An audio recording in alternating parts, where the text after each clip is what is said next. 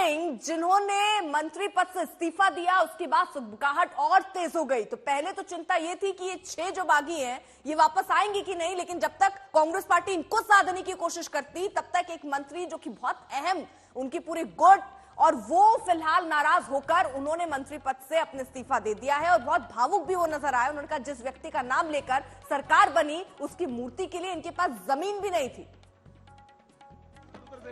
आप कांग्रेस के साथ हैं या भाजपा के साथ? रवि ठाकुर ने कहा कि वो तो ये उस वक्त की तस्वीर भी हम आपको दिखा दें जब पंचकुला से कांग्रेस के वो बागी विधायक जब पहुंचे। तो ये उस वक्त की तस्वीरें हैं, अंदर विधानसभा में जा रहे हैं। यहाँ जब इनसे पूछा गया तो इनमें से एक ये कह रहे हैं कि वो भाजपा के साथ है। तो क्या बात बनेगी, क्या वो कांग्रेस के साथ है, भाजपा के साथ है, कांग्रेस का अपना रुख क्या होगा फिर इन बागी विधायकों को लेकर, ये भी देखना होगा। लेकिन जबरदस्त गहमा गहमी इस वक्त विधानसभा में चल रही है, क्योंकि वहां पर बीजेपी के 15 विधायकों को निष्कासित कर दिया गया, लेकिन वो अभी भी वहां डटे हुए हैं। मास्टर उनको बाहर निकालने की कोशिश कर रहे हैं। और इन सब के बीच ये 6 बागी तेवर दिखाने वाले विधायक जिन्होंने राज्यसभा के चुनाव में क्रॉस वोटिंग की थी, वो फिलहाल विधानसभा पहुंच चुके हैं।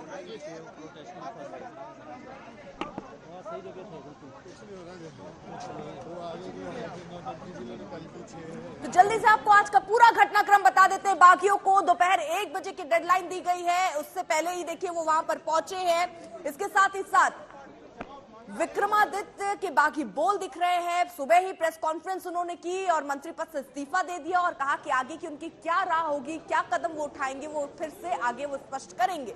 लेकिन फिलहाल जो स्थिति दिख रही है वो ये दिख रही है कि कांग्रेस के सामने चुनौती सिर्फ इन 6 को वापस लाने की नहीं, जबकि विक्रमादित्य और उनके पूरे गुट की नाराजगी को दूर करनी भी होगी। क्योंकि अगर वो और उनका पूरा गुट अलग होते हैं तो एक बड़ी संकट में इस वक्त कांग्रेस पार्टी फंस सकती है। लेकिन विक्रमादित्य ने जब प्रेस कॉन्फ्रेंस की, क्या कहा उन्होंने, जरा सुन लीजिए।